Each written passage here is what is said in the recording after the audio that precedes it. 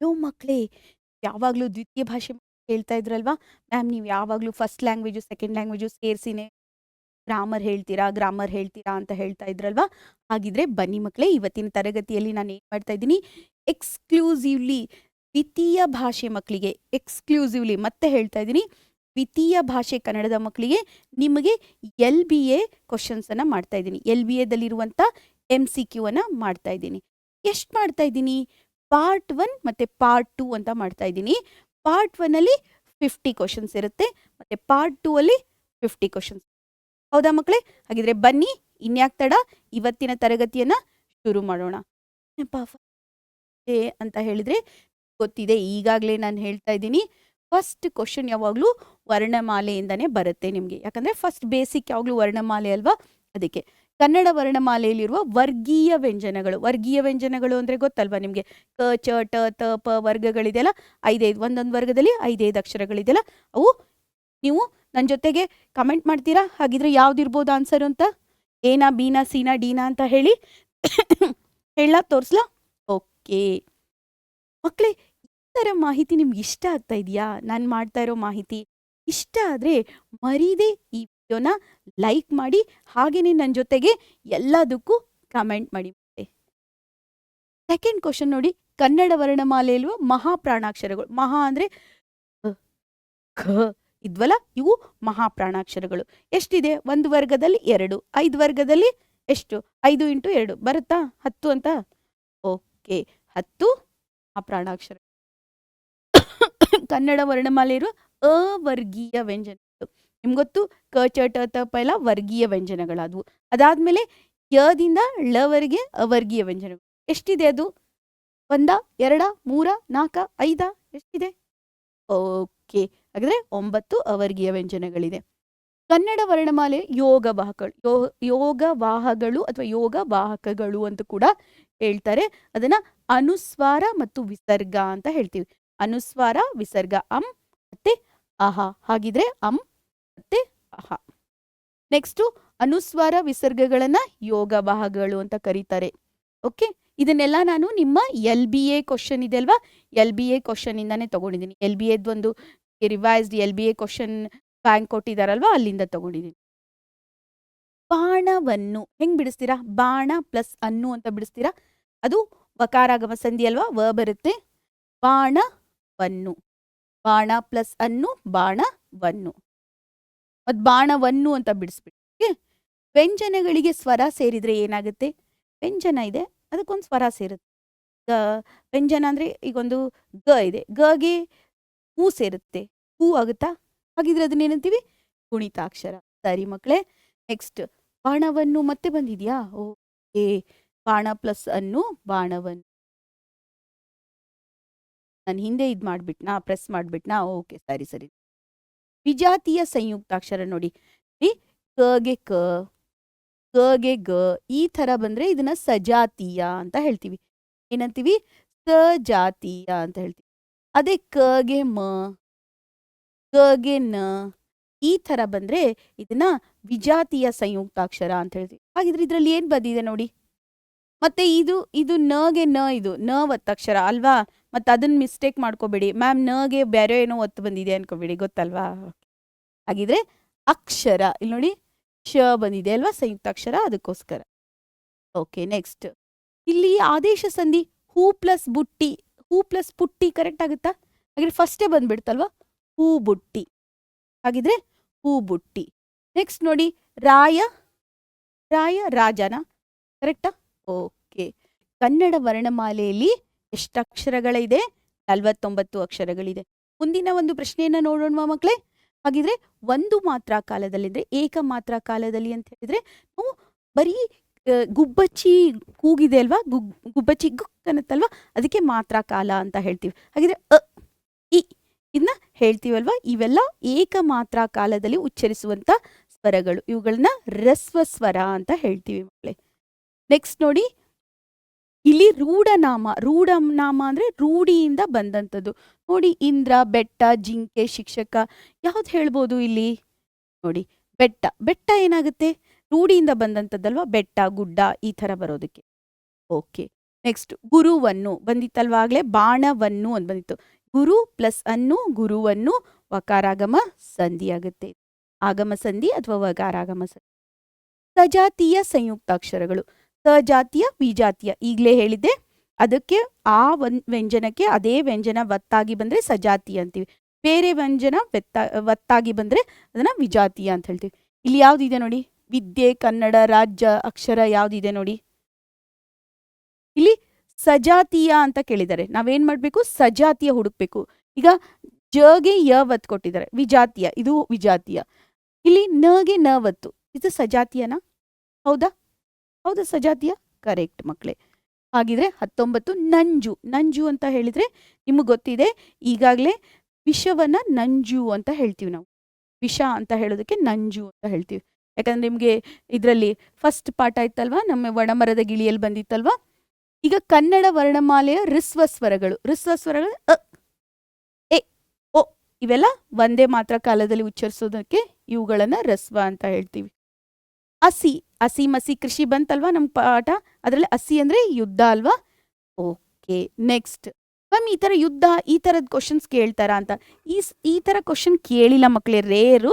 ಆದರೆ ನಿಮ್ಮ LBA ಕ್ವಶನ್ಸ್ಗಳನ್ನ ಆದಷ್ಟು ಎಲ್ಲ ಕ್ವಶನ್ಸನ್ನ ನಾನು ಕವರ್ ಮಾಡ್ತಾ ಇದ್ದೀನಿ ಅಷ್ಟೇ. ಕಾರ್ಯ ಕಜ್ಜ ಅಲ್ವಾ, ಆರ್ಯ ಅಜ್ಜ, ಕಾರ್ಯ ಕಜ್ಜ. ಓಕೆ, ಕ್ರಿಮಿ ಕೀಟ, ಕ್ರಿಮಿ ಒಂದಿದೆ, ಕೀಟ ಒಂದಿದೆ. ಕ್ರಿಮಿ ಕೀಟ ಅಂತ ಹೇಳಿದ್ರೆ ಅದನ್ನ ಜೋಡು ನುಡಿ ಅಂತ ಹೇಳ್ತೀವಿ. ನೆಕ್ಸ್ಟು ಯುದ್ಧ, ಈ ಪದದ ತದ್ಭವ ರೂಪ ಯುದ್ಧ, ಜುದ್ಧ ಆಗುತ್ತೆ ಮಕ್ಕಳೇ. ಯುದ್ಧ ಆಗಿದೆ, ಯುದ್ಧ ಮಾಡ್ಕೊಳ್ಳಿ. ಓಕೆ, ಪ್ರಥಮ ಪುರುಷ ಸರ್ವನಾಮ ನಿಮಗೆ ಗೊತ್ತಿದೆ ಈಗಾಗಲೇ. ಪುರುಷಾರ್ಥಕ ಸರ್ವನಾಮಗಳಲ್ಲಿ ಉತ್ತಮ ಪುರುಷ, ಮಧ್ಯಮ ಪುರುಷ, ಪ್ರಥಮ ಪುರುಷ. ಉತ್ತಮದಲ್ಲಿ ಏನಾಗುತ್ತೆ ಅಂತ ಹೇಳಿದ್ರೆ ಫಸ್ಟ್ ನಾನು, ನಾವು, ಮಧ್ಯಮದಲ್ಲಿ ನೀನು, ನೀವು, ಪ್ರಥಮ ಪುರುಷದಲ್ಲಿ ಅವನು, ಅವಳು, ಅದು. ಹಾಗಿದ್ರೆ ಇದರಲ್ಲಿ ಯಾವುದಿದೆ? ಅವನು ಇದೆಯಾ? ಓಕೆ, ನೆಕ್ಸ್ಟ್ ನೋಡಿ ಸರ್ವಾಧಿಕಾರಿ, ಸರ್ವ ಪ್ಲಸ್ ಅಧಿಕಾರಿ ನೋಡಿ. ಸರ್ವ ಪ್ಲಸ್ ಅಧಿಕಾರಿ, ಸರ್ವಾಧಿಕಾರಿ. ಹೌದಾ? ಅ ಮತ್ತೆ ಅಗೆ ಆ ಬರುತ್ತೆ, ಅಂದ್ರೆ ಸವರ್ಣ ದೀರ್ಘ ಸಂಧಿ ಆಯ್ತಿದು. ಕರೆಕ್ಟಾ? ಓಕೆ ಮಕ್ಕಳೇ. ಹಾಗಿದ್ರೆ ನೆಕ್ಸ್ಟ್ ಹೋಗೋಣ. ಅನುನಾಸಿಕ ಸಂಧಿ ಯಾವುದು? ಫಸ್ಟ್ ಒನ್ನಿಂದ ಹೋಗೋಣ, ಎಲಿಮಿನೇಷನ್ ಮೆಥಡ್ ಇಂದ ಹೋಗೋಣ. ಚಿತ್ ಪ್ಲಸ್ ಮೂಲ ನೋಡಿ, ಚಿತ್ ಪ್ಲಸ್ ಮೂಲ. ಇಲ್ಲೇನ್ ಬಂದಿದೆ? ಚಿನ್ಮೂಲ. ತ ವರ್ಗದ ಕೊನೆಯ ಅಕ್ಷರ ನ ಅಲ್ವಾ, ಚಿನ್ಮೂಲ. ಕರೆಕ್ಟ್ ಆಗಿದೆ. ಅಂದ್ರೆ ಮೊದಲೇ ಸಿಕ್ಬಿಡ್ತಲ್ವಾ, ಫಸ್ಟೇ ಸಿಕ್ಬಿಡ್ತಲ್ವಾ ನಮಗೆ. ಓಕೆ, ನೆಕ್ಸ್ಟ್ ಗುಣಸಂಧಿ. ಇರಿ ಪ್ಲಸ್ ಇಂದ್ರ ನೋಡಿ, ಇರಿ ಪ್ಲಸ್ ಇಂದ್ರ. ಹೌದಾ? ಇಲ್ಲೇನಾಗಿದೆ? ಇಲ್ಲೂ ಈ ಇದೆ, ಇಲ್ಲೂ ಈ ಇದೆ. ಇದ್ರ ಬದಲಾಗಿ ಈ ಒತ್ತಾಗಿ ಬಂತು, ಈ ಬಂತು. ಇದಕ್ಕೆ ರಿ ಆಯ್ತು, ಅಂದ್ರೆ ಸವರ್ಣ ದೀರ್ಘ ಸಂಧಿ ಆಯ್ತು, ಅಂದ್ರೆ ಗುಣಸಂಧಿ ಅಲ್ಲ.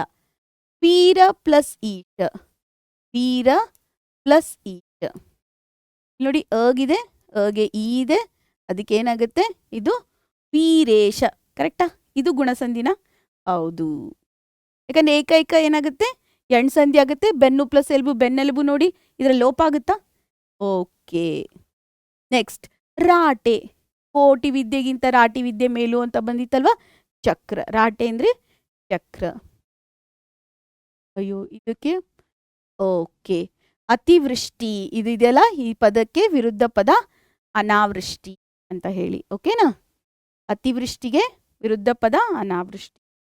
ಓಕೆ, ಈ ಪದಗಳಲ್ಲಿ ವೃದ್ಧಿ ಸಂಧಿ ಎಂದಾಗ ಏಕೈಕ ಅಲ್ವಾ, ಏಕ ಪ್ಲಸ್ ಏಕ ಏಕೈಕ. ಓಕೆ, ಇವುಗಳಲ್ಲಿ ಬಣ್ಣ ಸ್ವಭಾವಗಳನ್ನು ತಿಳಿಸಿಕೊಡೋದು ಯಾವುದು ಅಂತ ಹೇಳಿದ್ರೆ ಗುಣವಾಚಕ. ಬಣ್ಣ ಸ್ವಭಾವ ಗುಣವಾಚಕ. ನಾಮಪದಗಳ ಬದಲಾಗಿ ಬಳಸುವಂಥದ್ದಕ್ಕೆ ಸರ್ವನಾಮ ಅಂತ ಹೇಳ್ತೀವಿ. ಅವನು, ಅವಳು ಅದೆಲ್ಲ ಬಳಸ್ತೀವಲ್ವ, ಸರ್ವನಾಮ. ಒಳ್ಳೆಯ, ಒಳ್ಳೆಯ ಅನ್ನೋದೇನು?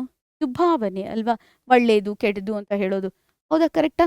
ಇದು ಸಾರಿ ಮಕ್ಕಳೇ. ಓಕೆ ಮಕ್ಕಳೇ, ಈಗ ಒಳ್ಳೆಯ ಅಂತ ಬಂತು ಅಲ್ವಾ, ಒಳ್ಳೆಯ ಅಂತ ಬಂತಲ್ವಾ. ಈ ಒಳ್ಳೆಯದು ಅಂತ ಅನ್ನೋದು ಕೆಟ್ಟದು, ಒಳ್ಳೆಯದು, ದೊಡ್ಡದು, ಹಿರಿದು ಇವೆಲ್ಲ ಏನು ಗುಣಗಳು. ಆದ್ದರಿಂದ ಇದನ್ನ ಗುಣವಾಚಕ ಅಂತ ಹೇಳ್ಬೇಕು. ನೆಕ್ಸ್ಟ್ ಮೂಡಣ, ಮೂಡಣ, ಪಡುವಣ ಇವೆಲ್ಲ ಏನು ದಿಕ್ಕುಗಳು. ಅದಕ್ಕೆ ಇದನ್ನ ದಿಗ್ವಾಚಕ ಅಂತ ಹೇಳ್ತೀವಿ. ಅನ್ವರ್ಥಕ ನಾಮ ಅಂದ್ರೆ ನಾವು ಏನಾದರೂ ಪ್ರೊಫೆಷನ್, ನಾವ್ಯಾವ್ದಾದ್ರು ವೃತ್ತಿಯನ್ನ ಮಾಡ್ತಾ ಇದ್ರೆ ಆ ವೃತ್ತಿ, ಅಥವಾ ನಾವೇನಾದ್ರೂ ವೃತ್ತಿ ಇಲ್ಲ ಅಂದ್ರೆ ನಮ್ಮ ಅಪಿಯರೆನ್ಸ್, ಕುಂಟ, ಕುರುಡ, ಇದು ಕೂಡ ಅನ್ವರ್ಥಕ ನಾಮ ಆಗುತ್ತೆ. ಶಿಕ್ಷಕ, ಓಕೆ, ಅನ್ವರ್ಥಕ ನಾಮ. ಅವನು ಪ್ರತಿದಿನ ಶಾಲೆಗೆ ಬರುತ್ತಾನೆ. ಈ ವಾಕ್ಯದಲ್ಲಿ ಸರ್ವನಾಮ ಯಾವುದು? ಅವನು. ಈಸಿಯಾಗಿ ಗೊತ್ತಾಯ್ತು ಅಲ್ವಾ? ಓಕೆ. ತಾನು, ತಾನು, ತನ್ನ, ತಮ್ಮಿಂದ, ತನ್ನಲ್ಲಿ ಅನ್ನೋದು ಆತ್ಮಾರ್ಥಕ ಸರ್ವನಾಮ. ಓಕೆ. ಇವುಗಳಲ್ಲಿ ಪ್ರಶ್ನಾರ್ಥಕ ಯಾರು? ಈಸಿ ಅಲ್ವಾ? Very easy. ಓಕೆ.